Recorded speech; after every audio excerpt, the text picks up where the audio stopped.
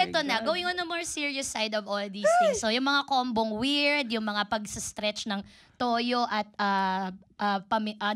mantika sa kanin, ito ay mga bunga rin ng pagtitipid dahil alam naman natin we are in a third world country. Resources are far apart in between. Minsan scarce, lalong-lalo na nung panahon ng digmaan. Kaya maraming mga offals or offcuts, mga hindi normal na ginagamit pang sahog sa pagkain na na-develop ang cuisine ng Pilipinas. Kagaya ng kare-kare.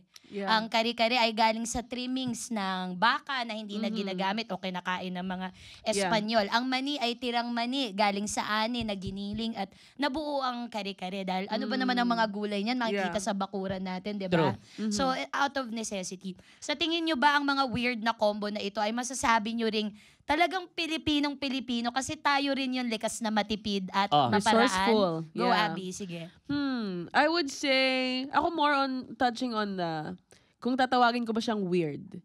Kasi para sa akin, as a person na mahilig magluto, I see things in like a technical aspect. Like for example, gatas na may kanin.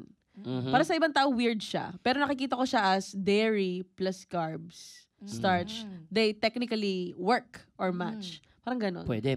Parang okay lang din naman sa akin yun. Parang laban-laban na ako dun. Kaysa dun sa kape tapos i-breaded mo ng black coffee. Yeah. Oh my God. Huwag nyo naman pagtatawanan yung mga Batanggenyo dyan. Hindi. Mali lang yung pagkaintindi ko. Yung sasabawan mo pala ng kape. Okay yun. And taste is also subjective, di ba? Correct. Yeah, so, it's subjective. Yeah, so para sa akin yung mga weird, what floats your boat?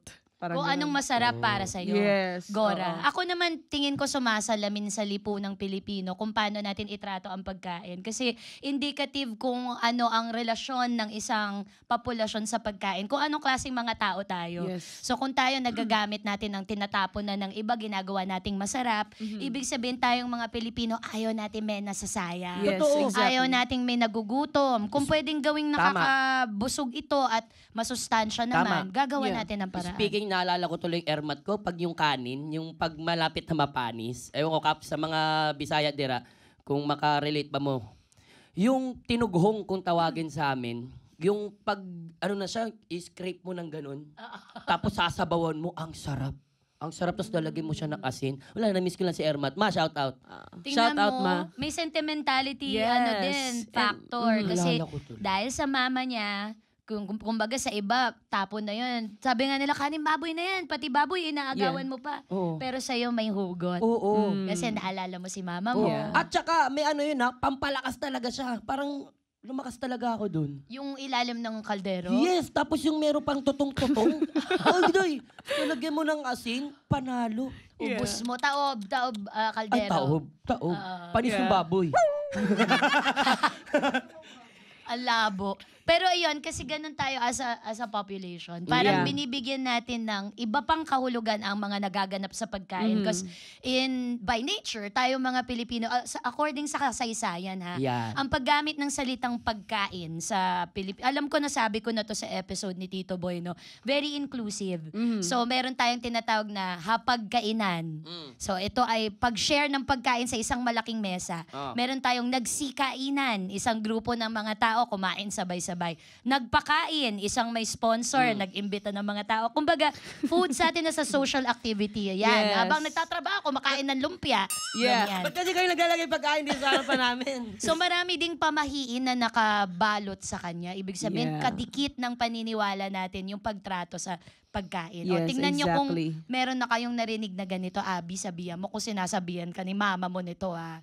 Kapag may nahulog, kagaya kanina, na kutsara tinidor, may bisitang darating. Totoo ba yan? Pinaniniwalaan nyo ba yan? Ang ginagawa ko, tinatapong ko, may palamunin pa tayo.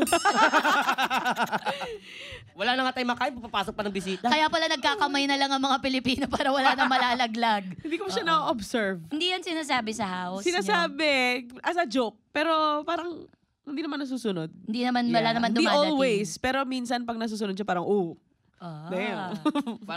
Parang totoo Yeah. O eto, kapag may nabubulunan daw or nakagat mo yung dila mo or yung labi mo, may nakaalala sa'yo. Tapos minsan nagtatanong pa, number. Oh yeah, letter. Letter. Ano number lagi mo sinasabi? 1, 2, 3. 69. Walang ganun sa letter. Wala ba Basta ganun? 28 lang ang alphabet. Di another alphabet ulit. Iikot mo ulit. Balik ulit sa A. Feeling ko, masaya siyang paniwalaan. Kasi, I mean, it doesn't do any harm to think na, oh, someone's thinking about me. Habang kumakain. Diba? Nabulunan ka na. Sana siya. May choking hazard, tas number ang hinihingi mo. Iba rin yung Pilipino, number. Oh. Kulay violet na number. Hindi doktor ang hinihingi natin, Yung sa ibang bansa, no? Ganun. Oh! Heimlich! Yun na, ganun na kagad. Tayo, number! Number! Dalian mo! Number! 10, J, ganun. Nakamatay na ako! Jograd. Ayan na naman si Jograd. Special appearance na naman siya sa show natin. Okay. Kapag naliligpitan ang babae sa mesa daw, sabi ng mga matatanda, hindi daw makakapag-asawa. Naniniwala ka dyan, Abby? Iniiwasan din namin siyang gawin sa bahay. Wala namang mawawala. Yeah, kasi wala namang mawawala. Iniiwasan namin siyang gawin. Oh. Pero parang kabastusan, more on that kasi. Ako hindi pa mahiin. Parang may kumakain pa. Yeah. Bakit nililigpitan Yun. nyo? Eh, ang kadalasan na pinaka-nahuhuling kumakain ay yung madaldal mong titang wala pang asawa. Sa amin yung tatay ko. Ganon. Tsaka Doon masakit yung nagagalit liligpitan nga ka, siya. kumakain pa po ako.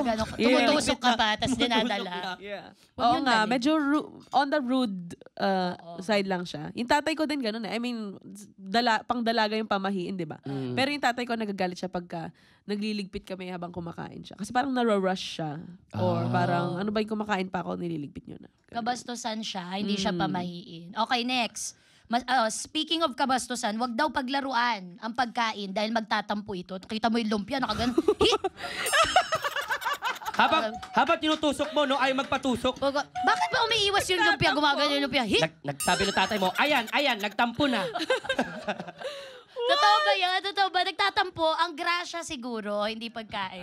Yeah.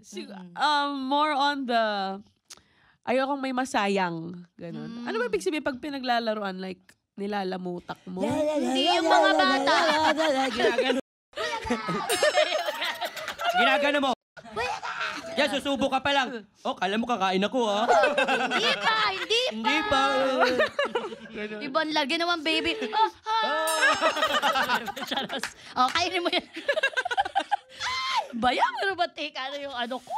Kamay ko? Okay, next. Sino ba yung magbe-birthday? Kailan birthday mo, Abby? June 16. Oh, malapit na. Ha? Hindi, layo pa. Layo pa.